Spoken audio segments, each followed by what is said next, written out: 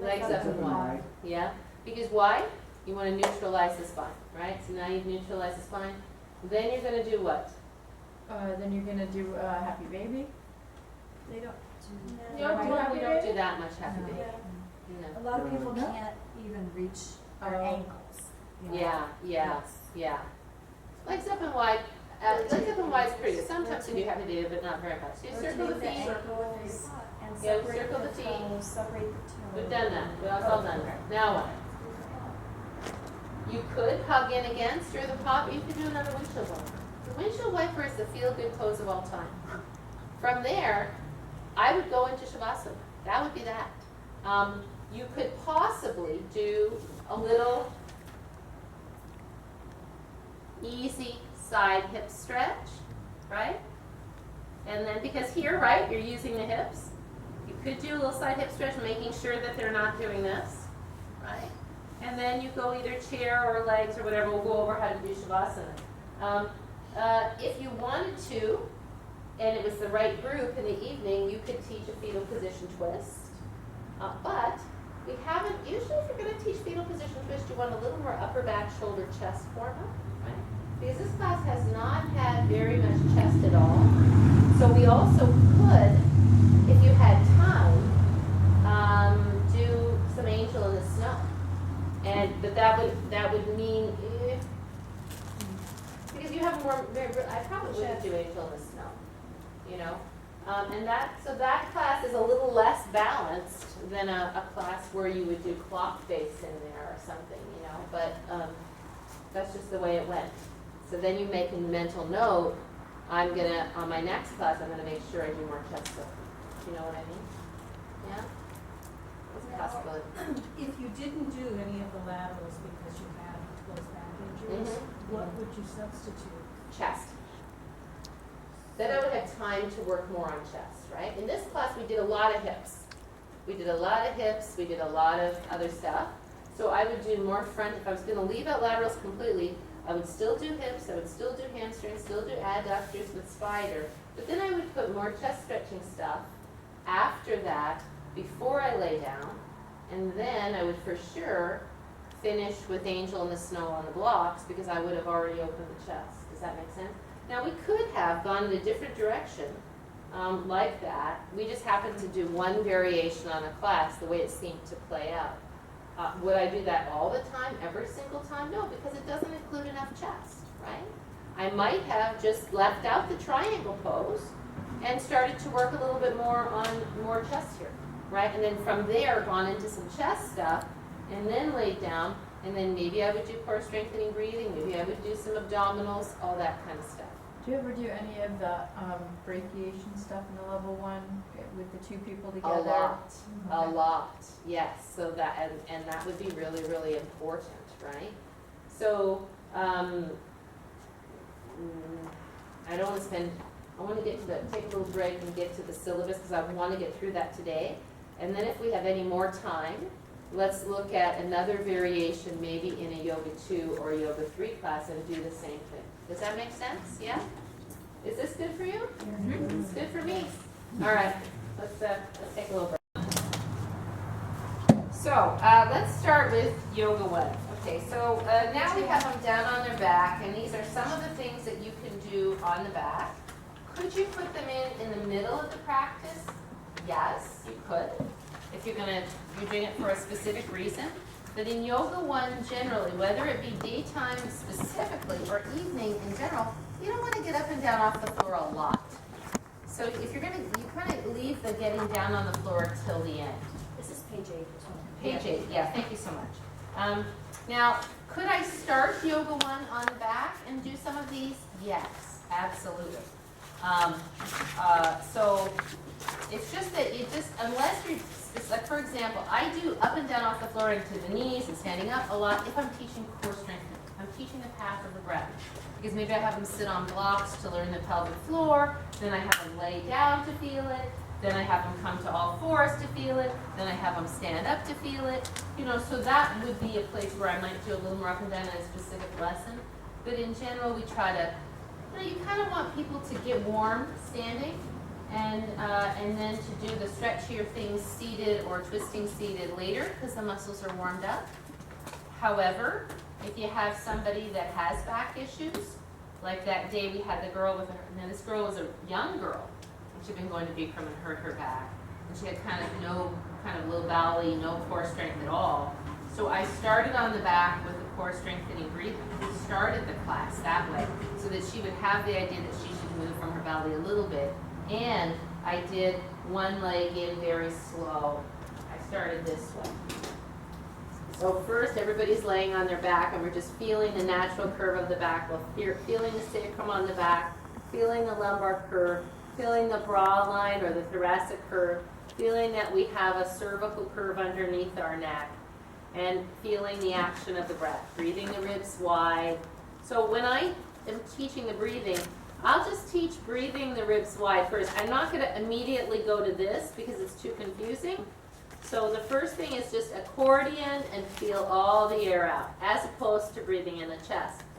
Then I had them do drawing the belly down to the spine, just like that. I didn't even talk about pelvic floor yet. I just had them drawing the belly down to the spine, and I told her not to clench or tighten, but just to feel the action of the belly. Then I had them roll over, and I had them do it seated on a block, pelvic floor, belly. Then I had them move pelvic floor, belly.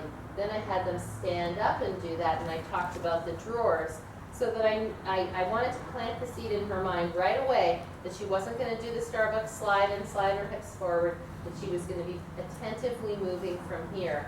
And even if she didn't get it, which she did, I've planted the seed that she's not just going to fling herself around, right? So that was why I started that way. I will often start Friday night yoga one with this one. We've talked about this, haven't we? Mm-hmm. Where you exhale, draw in for 2, or for, breathe in for 2, exhale for 4, breathe in for 2, exhale for 4, increasing very gently. So they learn to lengthen the exhale. What might I do after, well, I'll just tell you because it'll take too long. After this, I would do circling the hips. And I've already done the belly thing, right? No, sorry, I apologize. I might do this without teaching the path of the breath first, right? Then I'll say, just like we were lengthening in a circle, just like we were lengthening our breath here, let's lengthen our breath as we draw our bellies to our spine. No, sorry. I'm backing up again. This first, this, then diaphragmatic breathing. Now, when you were pulling your leg into your chest, it was the weight of your leg pulling your back to the floor. Now we'll use our belly muscles to pull the weight, to pull the spine to the floor. And so I would have done ribs, then this. Am I confusing you? Sorry. Yeah. Sorry, I get that I'm saying it wrong. I apologize. So knee in, double knee, right? Then rib breathing. Now I refer back to what we did before, and I do belly to spine breathing, right? Then I take the legs wide, and I say, feel the belly, initiate the action. Don't just let your legs flop, right? Then I would probably, after this, because this is a back bend, right? Then I would have them take the knees back, separate them, legs up and wide. Why am I doing this now? To flatten the back. Flatten the back, right. Then I might, if I wanted to, have them do a little easy single leg twist. Now I've got a person with a herniated disc. She's going to go to here, right? And she's going to stretch this out easily. I'm not going to have anybody do this, and I'm going to make sure they're not doing this. I'm going to keep the thigh at 90 degrees, so I'm going to make sure that they do that, right? Left foot active. Right? Left foot active. Doesn't have to stay rigid here or you won't get it. It can turn out a bit, but it doesn't just do this, right?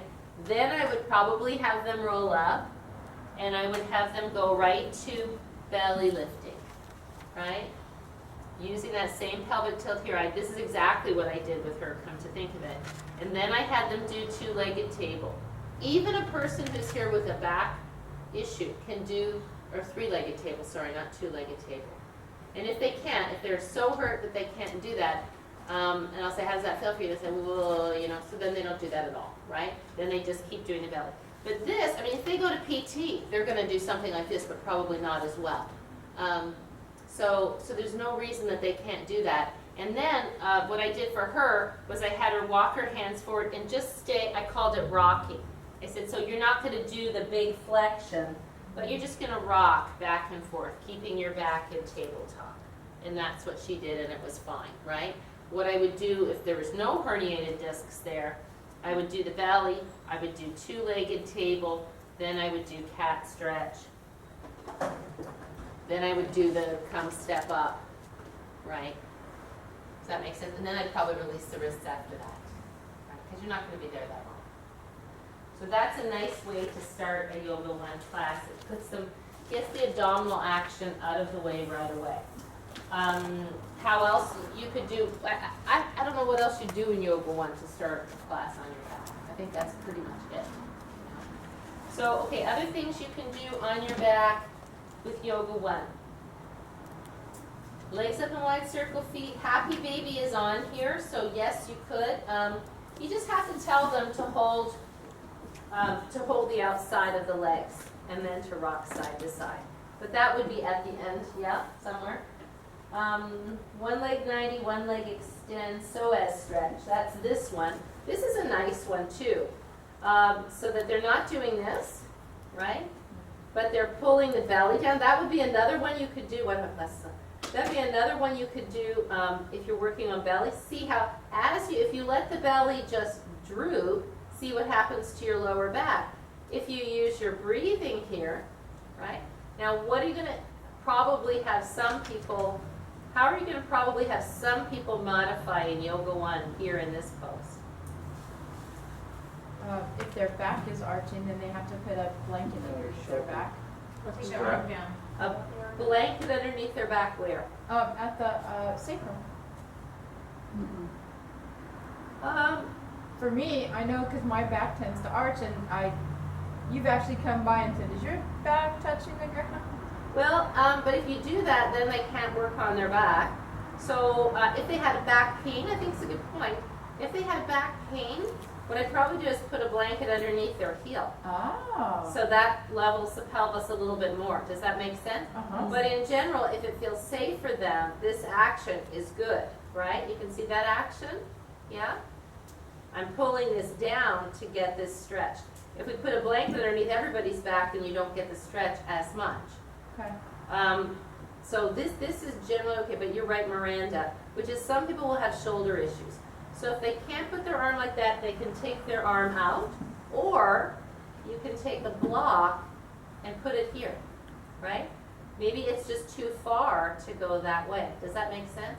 And the big thing with shoulder issues is what hurts them usually is not this. Most people with any kind of shoulder issue can do this range. It's side. It's almost always side. So if they say, oh, I can't take my arm up, say, how about if you put it on your cheek and reach it through, right? Then they have some good support. Yes? Jump in with questions on these things, because this is stuff where we haven't done everything about this. The 4 hips with the strap. Hamstring and IT band. So we've gone over strap stretching, right? Mm-hmm. So in general, I think it's a good idea if you're going to do strap to have their heel at the wall.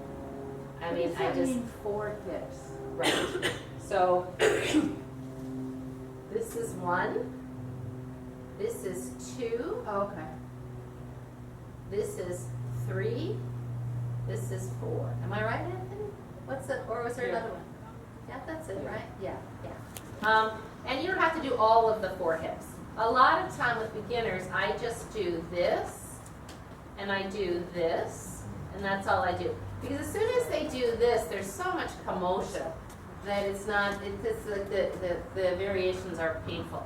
So almost everybody can do this, and there is a video on how the many ways you can do this. You have the strap around the heel, the ball of the foot.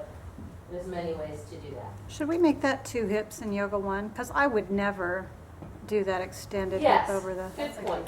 You Good know? point. Yes, thank you. I like that. Very good idea. Great. I mean, I don't think I'd do 6 hips in Yoga 2. Oh, you know what? Yeah, that's what I was I thinking. know what it is. It's What? the 4 hips is With to the each strap. way. Is what? Because we've got, see look, we've got 4 hips in yoga 1 and 6 hips in yoga 2. So that, I must have been counting it as Each hip, each and hip then has adding them 2. together. 4 hips, right? Because it's 6 hips, right? So that's why I said 4 hips. Do we all get that? 2 hips each side. Right. But I do consider this No, a but little then that bit would be different 8. than this, right? You think it's confusing? Yeah, we should change that. Okay, Is 2 everything hips done and 3 by hips. both sides? Just, Yeah. yeah, 2 hips and 3 hips. Okay. All because right, we'll call everything's that. done on both sides. And you do it with the strap, but 1 and 2, right? I No, could- but I there's- could- you could there's do the out to strap the all way side. Yoga 4. There's 4 hips though, aren't there? Well, Isn't Maybe it? on the, it says yoga 3, there's 4 hips.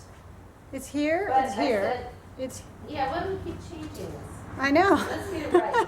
You know, again, it goes to like, look at, honestly, there could be 10 hips. right. You could do 1, 2, Right. 3, Uh-huh. 4. If you did it Uh-huh. safely, you could do 5. That would make 10, Right. right? So, I know. We wouldn't do that, though. We'd only do that in a level, In in yoga, a 4. let's do it like this. In yoga 1, you do hamstring stretch, IT band stretch with a strap. Let's call it that. Then we'll know what 1s, 2s, and 3s, and 4s mean. Does that make sense? Okay. So let's call that hamstring It's already written. and Yeah, I it says see. that. It's on Yeah, there. it says that. Oh, it says us. Wait a sec. Let me get my glasses. Oh man. Okay, hamstring and IT. So it's already there. So then then for yoga then 2 we could say yoga 2. Yoga 2, you could add the adductor stretch. So let's call it 2 hips. Then let's call it 3 hips, and we'll say add adductor, right? Plus adductor, or with adductor. Does that make sense? So it's hamstring, IT, and adductor. Right. On number for Or yoga we could, 2. you know, it should be called, actually, it should be called external rotation. Because adductor would technically be this way, Out to the side. right? So this is not so much adductor as inner hamstring and external rotation. Does that make sense? Even here, it's still more inner hamstring. This is truly adductor, right? So it could be external rotation, or maybe we say, yeah, let's just call it that, external rotation. And then yoga 3 and yoga 4, you could add adductor, but you have to be really careful because people do that really, really badly. So you have to really demonstrate and watch it if you do that. I rarely do that because you do spider. Spider does the same thing with a lot more safety. And why is it unsafe to yank that foot down to the side with a strap? What? I think because you're twisting on your back, and you could hurt your back, you could pull something. Listen to what Anthony just said. What did Anthony just say? Yeah, the SI dysfunction. SI dysfunction. Yeah, that's a better understanding of it, right? Not just you could hurt your back. Because I believe you could hurt your back doing anything, right? It's that SI joint that's at risk when you pull the leg like that, right? Because remember we talked about how that's supposed to snuggle together like this, right? So now you yank that foot down like that leg down like that, you're taking 2 bones and pulling them in directions they are not meant by the Celestial Design Committee to go. All right. Nice. So what we had originally in Yoga 3 was that we took the same thing we did in Yoga 2, but we put it on blocks as Yeah, a we can put that potential. both. We can put those both. Do you Well, I'll want- just separate them. So you want to add the adductor in there for Yeah. Yoga 3? Yeah, if you wanted to, you could do that if Okay. you're careful. Okay. That should really go then, though, in a hip opening somewhere. So let me make a It's note not really there, a too. twist. Okay. Okay, supine spider. I like that for yoga 1 a lot. Because again, your IT, your SI joints are locked down. So that's this one. You hold the back of the leg, and now you stretch this leg out, right? What's the common error here? What is somebody going to do that's not going to be so good? Out to the side. That's one. I'll show you. Right? Because the hamstring is so inflexible that they can't get their leg here. So they're going like this, right? So instead you say just bend your knee enough. Keep the thigh. Your leg can stay bent. It doesn't have to get straight. Because when they straighten it, it goes down here, right? So just keep keep your leg out to the side. Don't straighten it if it goes below the level of the pelvis. The other common error is to do this and to fall off the pelvis, right? Which isn't horrible, but it doesn't really do anything. You need an anchor to create a stretch, right? Why is this safer than doing it with a strap? That's it, because you could stretch with the strap. Karen, say again? You can overstretch with the strap. Right. You're only going to go to the weight of your leg here. With the strap, you're going to pull more on the SI joint. So that's always that idea of freedom before leverage, right? Okay, great. Charlie Chaplin adductor stretch at the wall. Everybody knows what that one is. That one's a great one too. Backline, I'm going to skip fetal twist for a second.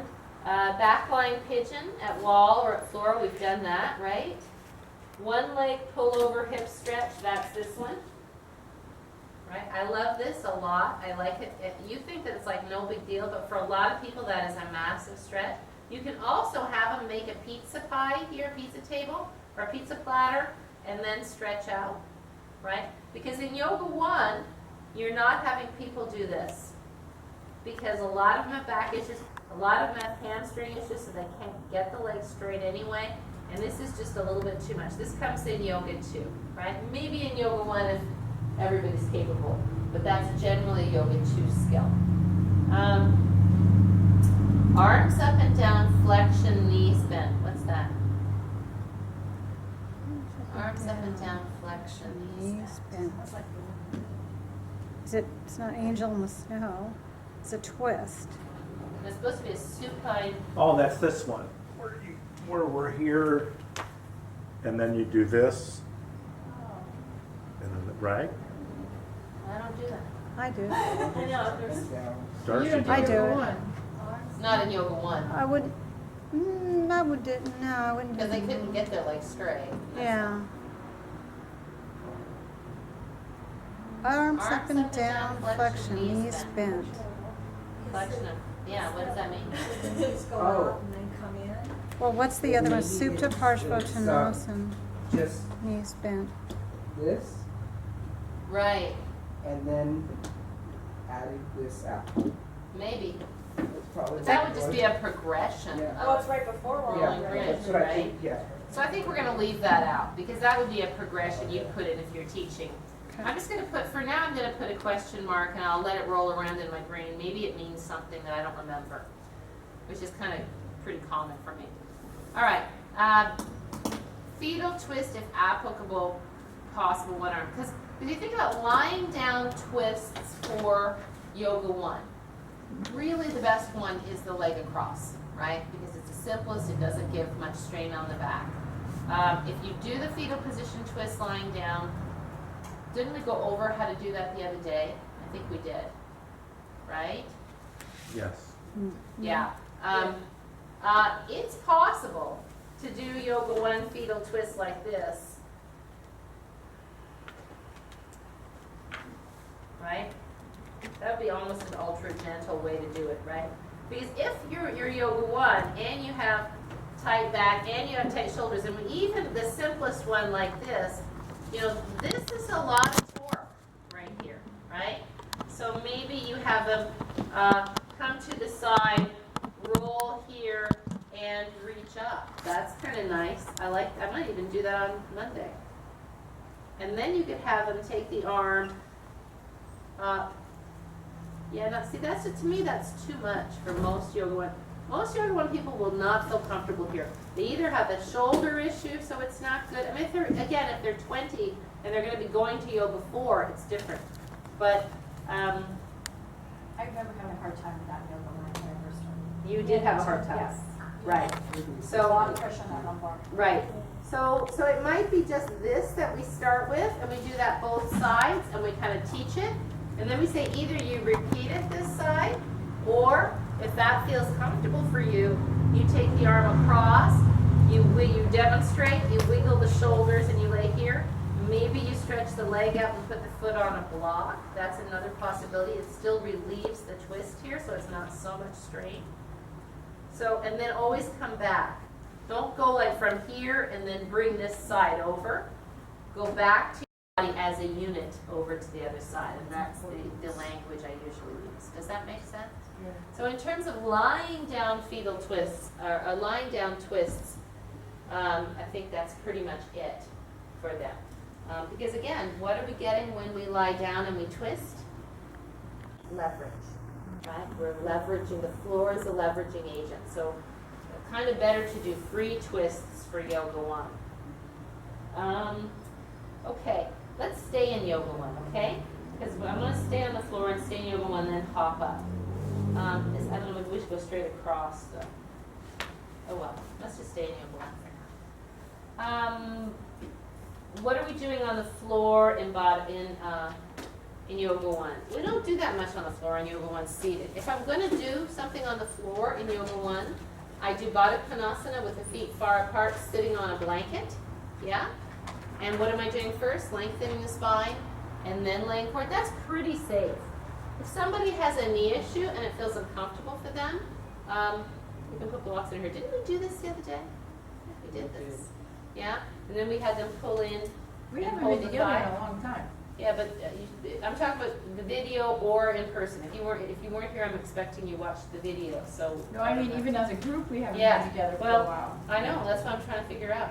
But I think we did this, right? Where we pushed the thigh out and we created stretch there. Yeah. Okay. We did do it, but it was for a different purpose, Well, probably. for a hip. adductor maybe. Yeah. So like this is good. I definitely don't see that my meniscus just twinged. So like I definitely don't like this for Yoga 1 because especially older people Yoga 1, it would be okay for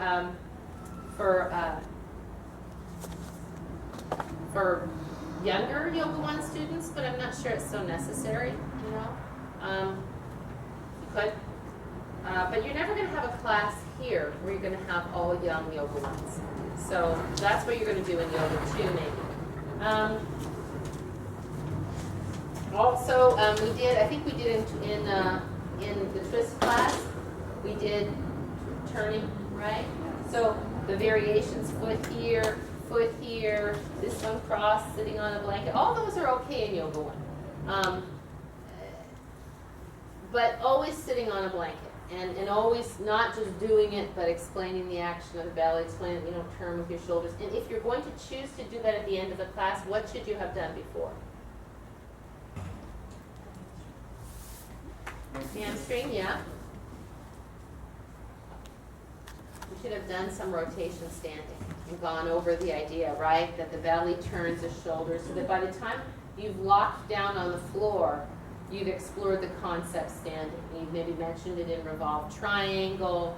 Maybe we did seated on the chair, right? The seated on the chair reaches and twists, the twist and reach. So if you're going to do something like that, it sounds ridiculous, but that's an advanced skill in a Yoga 1 class for a middle-aged to older person to sit on the floor and rotate. So you would like to have warmed that up somewhere else. Okay, let's go to Yoga 2. So everything in the supine poses and twists, everything in Yoga 1, right? In Yoga 2, you can start to introduce Happy Baby. From Happy Baby, you can start to introduce Christmas wreath, which is Supta Baddha Konasana, right? So you're here, they take the feet or the ankles and bring them up. Unless they have a current back issue, most people can take the feet somewhere here, relaxing the shoulders. And then if they can do this. If they have a neck issue, they're not going to do that. And then the big thing to remind them is to come out slowly and then follow it with windshield wiper, right?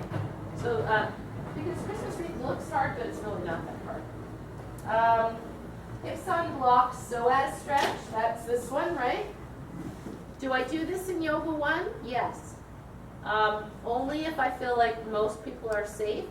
I actually do it quite a, Lori, wouldn't you say I did this quite a lot in 10 o'clock? Yeah, and usually his picture was there. And so the reason that that's kind of okay is that you can do it with no block. You can do it with the blanket. You can do it with the block. So that would be the one leg crossover twist. Why don't we have that seat lying down? Supine poses and twists. So we have that in one leg 90, one leg extend psoas stretch. We could say, I'll add to that, with block or blanket as what? As needed, as applicable. How about that? Okay. 3 hips. I personally, I know Anthony likes the heel stretch for the strap. I like that. I do because it grounds the femur more. I also like Barbie foot because it engages the quad. So I like to teach the Barbie foot in yoga too. And the nice thing about that too is it corresponds with teaching the Barbie foot for Ardha Shalabhasana and for many other things you do. So that's another possibility. Pat, can you come lay down? I just want to show you that there are some people who have not spent enough time in Yoga 1. So you may have to go over some things, right? So here's the thing. Can you put this strap around your foot? And now, here's the person and she's got her foot flexed. This is such a great thing. And you've tried to explain Barbie foot, but she doesn't get it, right? So she's like this, right? So now you stand. Just release this less. That's it. Good. So point your foot like a ballet dancer. So almost everybody can do this. Now we're just going to see how I hold here. And keep the foot extended, but pull the toes back. So there she goes. If I did it just like this, she has no support. And, you know, if you're a guy, you can just stand like this off to the side so you're not getting too close here. But that way they can, that's the way they find Barbie foot. Because some people just can't push that ball of the foot. Their proprioception doesn't let them do it. So they're like that no matter what. And the problem with this, and although I do like the heel thing, is it's still possible to hyperextend your knee. So you have to kind of weigh that together. You know, there's no one right answer for all this. So once again, can you make a ballet foot? Point your toe like a ballet dancer? Good. So see how I'm supporting the top of her foot? Now pull your toes. So now she has it. You help pull them back from it. Yeah. I was doing that one time, I was telling them to point and then pull their toes back, and they were like not understanding it, and I was like, oh no, like. Maybe you were too tentative in your hands. Oh, okay. Yeah. Yeah, I don't know. So you just kind of. You do it. You do it. There you go. And then they go, oh my God, I had surgery there. You just ripped it out. All right. Okay, that's a possibility. Okay, legs up and wide at the wall. Why don't we put legs up and wide at the wall in Yoga 1? Get stuck. Because they still have to get down on the ground again.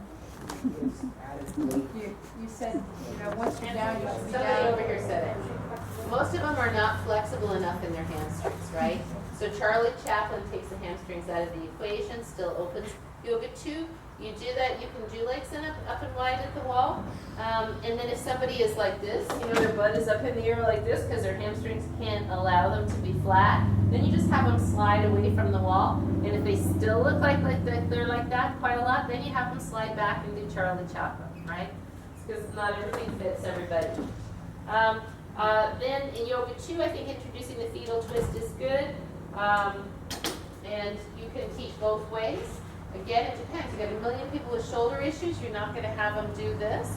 And if you have them do this over your head, you really talk about not just dragging this bone here, but being very attentive to keeping the arm safe as it comes over the head.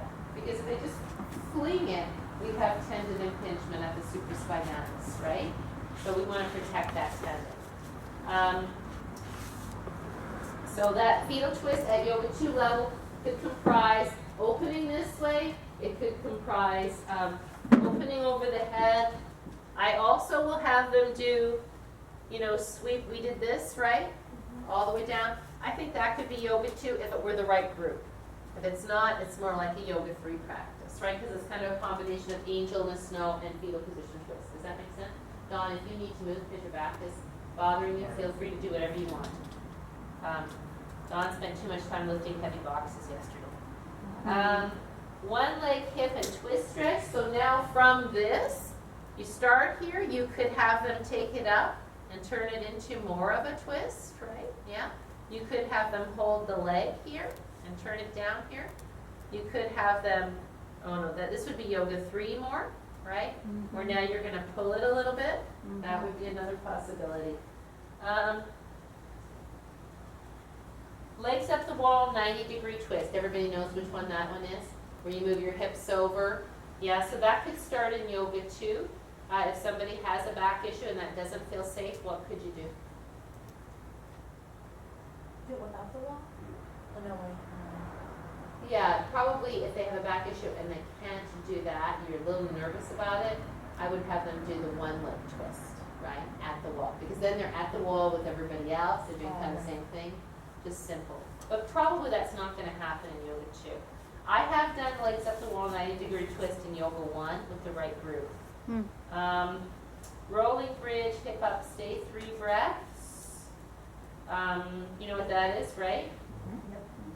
And Tara Pardriti with one leg. This is all yoga 2 stuff. And then here we talked about the, in abdominals, maybe we talked about it. Well, if you're just teaching it, you're basically doing exhale, inhale, and what you need to remind them is that when they take the legs, when they go to switch legs, not to switch them out here in midair. Because see how the back is holding my legs? But to really make sure that they bend both knees together to get back flat, then one leg slides away, the other one comes up. It's an exhale as they turn the leg in. It's an inhale as they come up. It's an exhale. Breathe in here. Exhale, reach up. Breathe in. Exhale, cross the leg. Breathe in. Exhale, knees together. Breathe in. Exhale, reach up. I'm giving you those breaths because it's a bit of a tricky one. Yeah, does that make sense? You have it? Yep. Watch it on the video if you didn't. Now, once you get to yoga 3, you can do it with a faster switch. So you go exhale, cross, breathe in, exhale, switch. Right? One exhale, boom. Breathe in, exhale, cross. Breathe in, exhale, switch. And then sometimes I'll do this as an abdominal exercise. Exhale, poke the roly-poly, switch. So that they're not doing, I didn't want to do it, that thing where they slam their heel down and bang their heel. So it gets very precise, right? Boom. Very smooth, not flat, flat, flat. Yes? Mm-hmm. So that's more, to me, that's yoga 3. You could do it with yoga 2, too. Kind of depends. What would be, besides the fact that somebody would have a back issue, why would you not do that in yoga 2? And again, yoga 2 Darcy's yoga 2 evening, different than yoga 2 Tuesday and Friday at 10 o'clock, right? It's hamstring flexibility. If they're not super flexible in their hamstrings, that's going to be hard to manage quickly. They can do it slowly, but if you got a lot of people, a lot of guys in there who are tight with their hamstrings, it'd be hard for them to do that well. So better to go slow and get good action. I wouldn't do that in the evening in yoga But 2. not. Okay. See, I don't exactly know what. Yoga your- 3 for sure, but Yoga not the 3. yoga. Okay, Not the yoga that's 2. great feedback because I don't really know. I always assume the yoga one, the evening classes are more capable, but I haven't been to them, so that's kind of speaking out of mind. But let's see. Okay, what else to do on the floor for yoga 2? So Upavishta Konasana. What's Upavishta Konasana? Don't answer it, Anthony. Doing it. I'm giving you a hint right now. Oh, that. This is Upavishta Konasana. Okay, so for a lot of people, Upavishta Konasana, just to sit like this is impossible. Because why? Yeah? Hamstrings, right? The hamstrings are not flexible. Sitting like this is impossible. It looks like this, right? So we can sit them up on a blanket. If it's very tight for them, which it is for some people, a little blanket underneath the knees is okay too, with a blanket underneath the butt. And then sort of at yoga 2 level, I like just, the easy side stretch here, right? Because why? What am I stretching? My Sideways. side waist, yeah, lats and quadratus lumborum. When I do this, I want to keep this sit bone anchored. I don't want to come off it. That's not going to, it doesn't create an anchor for the stretch, right? So I do these sideways stretches, I turn my head, look down. The common error here is to put the hand too far back, right? So say, think of a line extending from your hips and slide that hand on the line. Grow the arm out of the sideways, push down into the sit bone. Don't make it like a little ballet thing. Look for length, not over so far, yeah? If it's more advanced yoga 3, I might have them put the forearm down, extend the sideways more, and then reach. It'll be a deeper stretch. Does that make sense, everybody? At yoga 2 level, you can also have them come forward like this. Now, the sit bone can lift, right? So I turn my belly. Now again, if I get a million people who are really inflexible in their hamstrings, I'm not going to be doing this at all. But the next stage would be to turn the belly, to walk forward. This sit bone lifts, but now what I'm getting is direct stretch in the hamstring. I'm bearing my weight down. Doesn't matter how far you go, right? Do you ever do that with a strap? No. Because everybody, all they do is pull the back of the knee. That's an old archaic thing. There's no need. You can do so much more hamstring stretching safer than that, right? So what does this do? The way we stretch the hamstring is we're bearing down on it. We're putting the body weight on it, yeah? And that's what stretches it. Feet are flexed, watch that the knees aren't rolling in. But they don't have to be super flexed because then again, you're way down here, right? So that would be stage 2. And like at yoga 2 level, that, and maybe taking 2, pretend there's 2 blocks here, taking 2 blocks, and without the legs rolling in, just coming forward wherever you can go, which is not going to be very far. And then there'll be a few people that can go very far, and look out for those flexible people that want to go like way out like this. Why is that not good for anybody except somebody in the circus? My legs, I could force my legs out there more.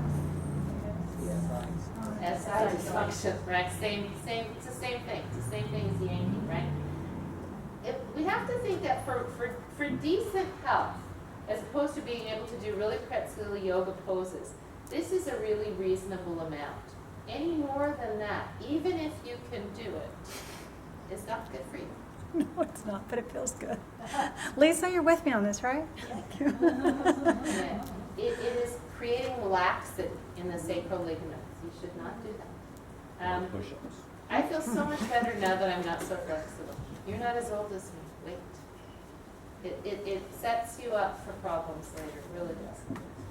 And those problems might be in other parts of your body, not just your SI. It might be in your knees. What if you're countering that, though, with a lot of strengthening? It's not a can't natural counter it? position. You can't counter ligaments. Yeah. No, it's Right? That's a ligamentous issue. It's not a muscle issue. So once you overstretch ligaments, you really can't ever get them back. Yeah. So, It's true. as we get older, we want to have reasonable flexibility and good strength, right? We want to be a little tighter as we get older for our balance. I mean, I don't mean tighter like our old folks who are really tight. I mean people who are yoga practitioners like me and like you. We want to get rid of some of that excess flexibility because it won't increase our balance and it provides a possibility for some other dysfunction that can happen. Like you fall with a pack on your back and you're so flexible that your hip does that and now you have a torn hip. But maybe if you weren't quite so flexible, it wouldn't go that far. So I'm just making up scenarios. But it's my personal belief, and I will check it with Gordon, but I am 90% sure he'll agree with me. What would be some of your flexibility, Darcy? Just share. I'm probably never going to teach you yoga before, but how do you know, like, the angle of, like, what if somebody comes in and they're just like, bam, because they're, like, in ballet. Right. Like, you're just like, whoa, Right. SI, like, let's not do SI. You're going to possibly. I would say, are you performing? Or do you Right. need this for your, sometimes we have had ballet dancers in here who are actively performing or in companies. I'll push their legs down for them. They need it, right?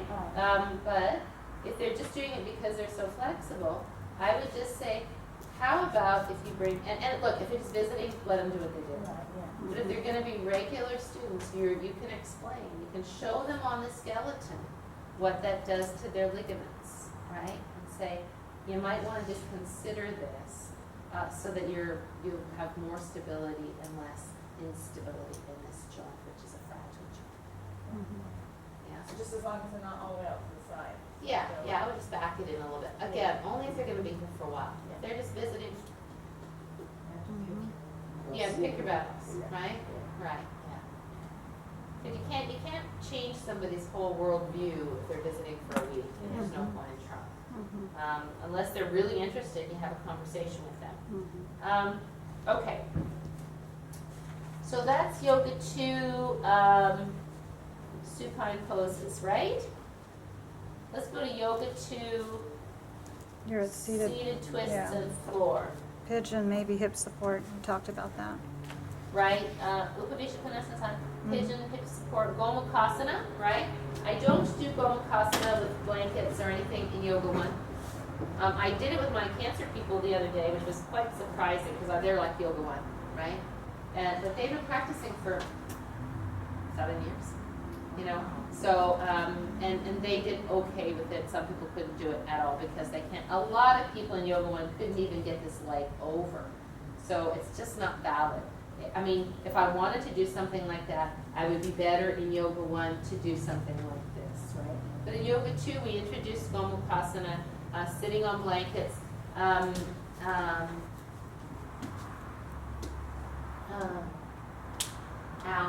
can you do it? Can you do Gomukhasana on a blanket? Okay, because Gomukhasana has a problem. What is the problem, the safety issue with Gomukhasana, other than rounding your back if you're not flexible in your hands? Knees, right? So Alice sits here, if you don't mind. So as I'm getting them started and I'm showing how to do this, we haven't gone over how to teach this, have we? So I think we should do that. And as I'm getting them set up, I'm going to say, if you have a current knee issue, I'd like you to just watch, and I'm going to walk around and help you. Yeah, because this is a very doable pose for people with, or if you have a starting, it's a very doable pose, but we have to help them. And so, so if I'm teaching Alice this, I will have people come and fold their gray blankets, not a stripy blanket, because it's a little higher, a little thicker.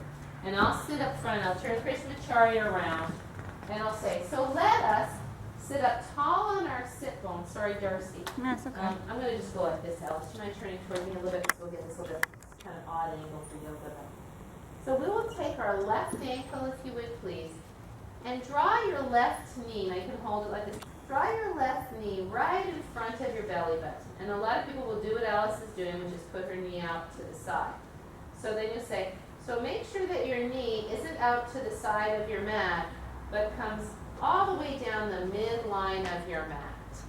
Now, let's lift the right thigh and cross it over the left. And if you can, get the baby toe side of your foot down on the floor. And I did exactly what I always do in class. I always forget to tell them to get their blocks.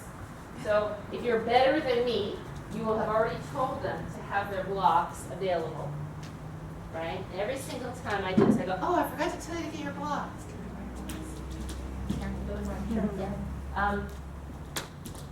So then I'll say, if you can, lift up a little bit and squeeze your knees a little tighter together, and then reseat yourself while leaning forward, right? Because that sticks the sit bones out the backside. Then sit up top. Yeah. And then take the blocks, walk them forward, start them at their highest position. And keeping a long spine and hinging at the hips, no retraction of belly button. Just hinge forward and start to feel where you feel the stretch on the outside of the hip. Yeah. And then if it's comfortable for you, you can put your forearms down. And as you're breathing, feel your back ribs get wide like an accordion. Right? Why am I telling them to feel their accordion ribs?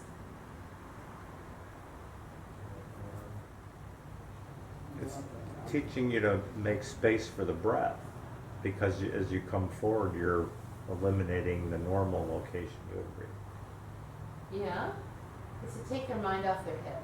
Yeah. Right? Yeah. Because they get down here and they're going, Yeah. oh, yeah, and then, they start tightening up.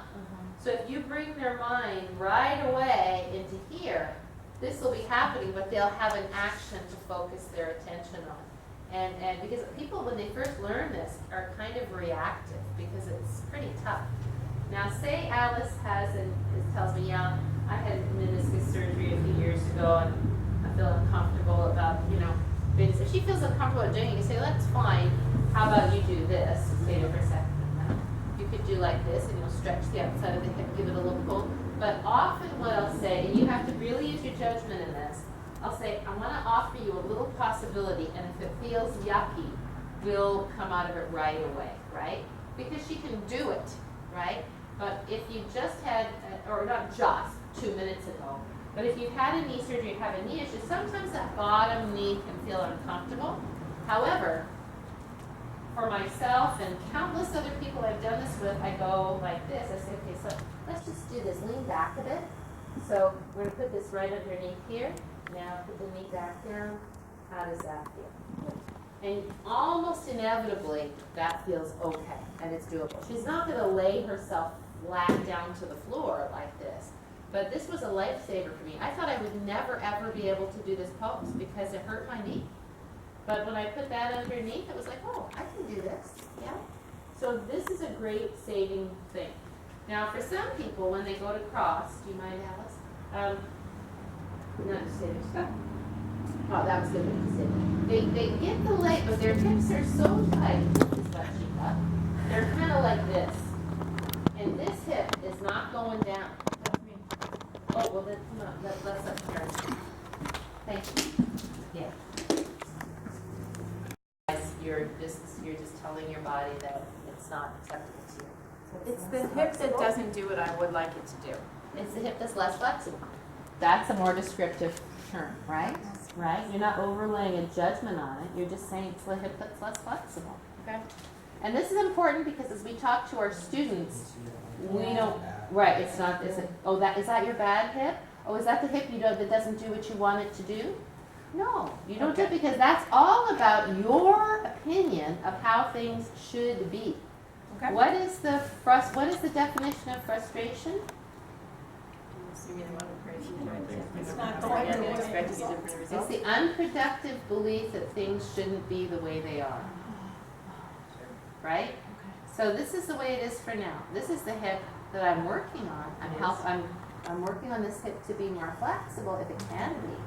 But if we start calling things bad or we start saying they're not going the way I want them to, it puts that negative energy into your body, which, people do that and that's fine, but we as teachers aren't going to model that, right? Okay, so let's see how it goes. What can I do? remembers all that. Just show me if you go across it, how it looks, so we can kind of see. So when Karen goes to do this pose, that's about as far as it will cross, right? This doesn't do internal rotation. Okay. And so for her, that's a really tough pose like that. For other people, it might be that they have a slight malformation of their hip socket or their femur.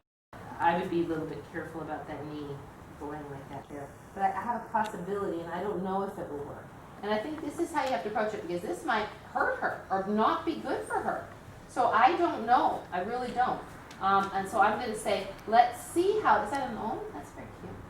Let's see how this feels for you. And if it feels yucky, then we won't do that. Then you'll do what feels safe for you, provided it's not something like wrap it over on your head. Okay. So go ahead and do that if you like. In fact, before you do, maybe you do it now. But let's try both. Let's try crossing.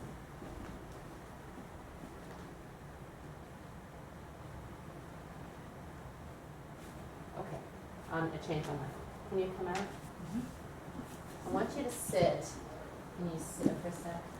I want you to sit with your right buttock cheek on here and your left buttock cheek on the other blanket. So, really I get that see what you left one mean. down. Yeah, and move this so that's